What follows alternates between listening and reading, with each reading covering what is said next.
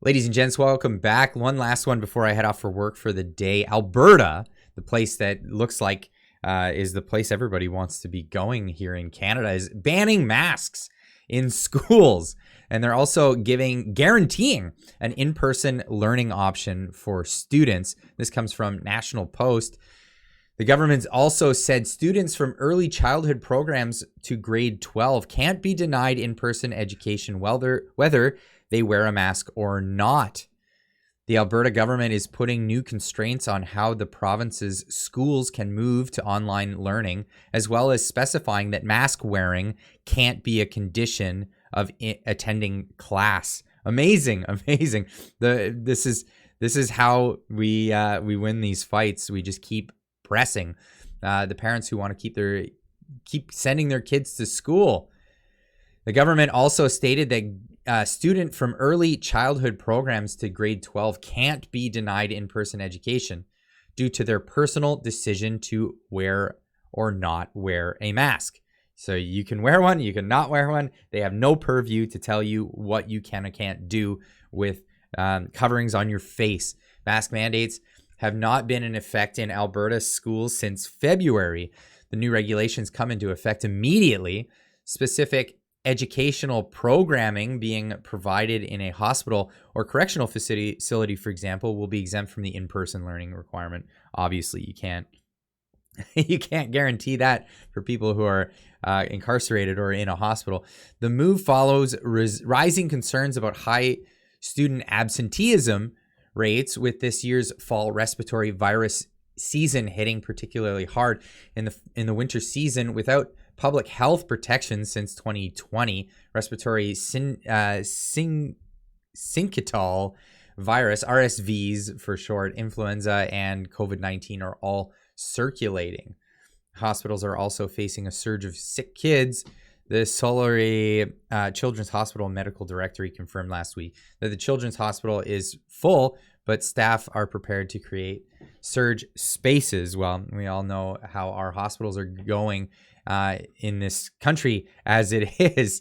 And well, this is not news on that front, and it hasn't been for years before the pandemic anyway.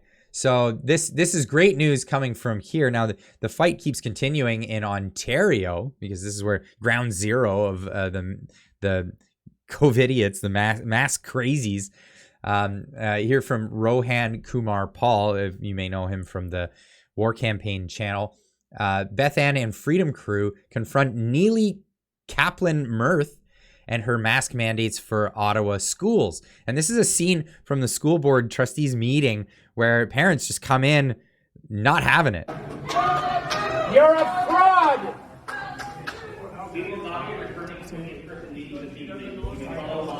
You're a fraud!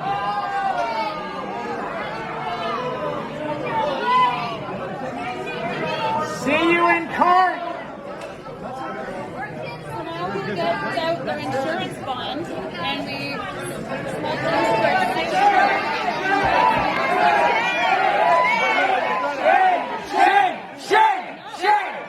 So it looks like the scene here is they come in, they start yelling shame because as they were filing in, they all started packing up. They don't want transparency. They don't want to talk with the parents. They don't want to talk with the public. They want to rule by whatever standards they have to rule. But they want to have their board of trustees meeting without any sort of accountability. And that's really what it comes down to. Now, this Neely Kaplanmerth character, we've heard of this person before. You probably recognize her by the mask and the giant bulged out eyes. But she was on a radio show recently, and here's an excerpt from that. And in fact, in this situation, it's more important, he went on to say, that kids don't touch their masks because RSV is spread more easily through surfaces, when they touch their faces, when they're sneezing, when they touch other surfaces. RSV, we're dealing with a different animal here, and I think we're still focused on COVID, which is not the main problem right now. And I think that has to be part of the conversation. But part of an intelligent conversation, Dr. Neely Kaplanmerth, the family doctor in Central Ontario and Ottawa Carleton District School Board trustee who wants to bring masks back and has received some pretty nasty comments from people. Worried, in fact, that those nasty comments may persuade new trustees to vote against mask mandates. Doctor, thanks for joining us. You're very welcome, but I have to start off right off the bat by correcting the misinformation that you just said. So COVID is not gone. COVID is still very much here, as is influenza, as is RSV. So you're quoting somebody from Johns Hopkins who's only talking about RSV. In what we are saying... Well, he's also talking about it's not the main problem. Don't interrupt me, thank you. What we've been talking about all along is the need for a layered approach. What we've been talking about all along is that we should be doing all the things, using all the tools that we have to help to keep children out of hospital. So, right now... Doctor, hold on. I've talked... I'm sorry. Well, doctor, okay, then I won't doctor, interview you. I'm sorry. If you're going to start the interview... Hang up on her. Just hang up on her. Look, this is the kind of anger we don't need right now. This is the kind of immaturity we don't need right now. I've spoken with Dr. Paul Remiliotis and others on this show. This article from the CBC quotes many other local doctors as well. COVID is not the main problem. It's not what is filling up the ICUs. It's just not. This is why she gets angry emails and angry texts. That attitude, right? Accusing me of misinformation, goes on an angry rant, won't even let me respond.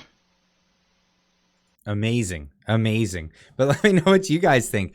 We have kind of, well, I mean, we've known we had a divided country for some time, but it looks like Ontario with the school boards is a crazy town. But then we got some common sense coming out of the western provinces, Alberta specifically, saying no, we're gonna ban mandates. We're gonna ban the forcing of people to do a particular thing, and we're gonna guarantee that they can have in-class learning, because this is, of course, an important thing for children.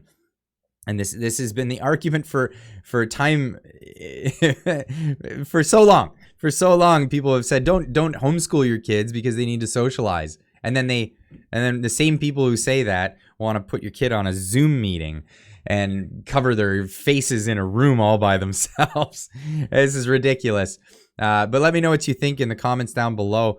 Should we be spreading this message along further, or do you think that masks are a good thing? I don't know if many people in this audience are going to think that the masks are a great thing. But what do we do with clearly psychopathic people like this Neely Kaplanmerth, which I found out blocked me on Twitter? I've never even had an interaction with this individual. This is the kind of thing that you see from these people. They don't want discussion. They want to impose their will on you. And I think it's a great move coming out of Alberta, banning the imposition from others about their opinion. Anyway, we'll see you in the next one. Keep on trucking.